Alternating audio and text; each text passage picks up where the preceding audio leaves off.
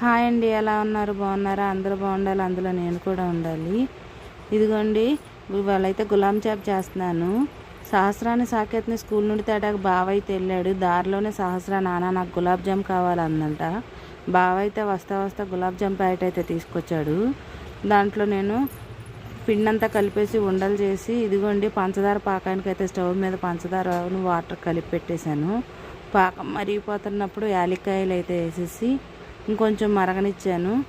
ఆయిల్లో అయితే వేపుతున్నానండి. ఆయిల్లో వేపితే మటుకు పగలవు గులాబ్ జాములు, అందుకని చెప్పి ఆయిల్లో వేసి వేపుతున్నాను.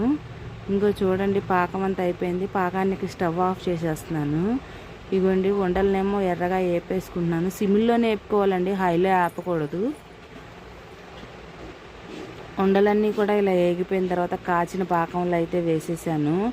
ఇక రెడీ అయిపోయిందండి ఎమ్మి గులాబ్ జామ్. నచ్చితే ఒక లైక్ చేయండి, షేర్ చేయండి.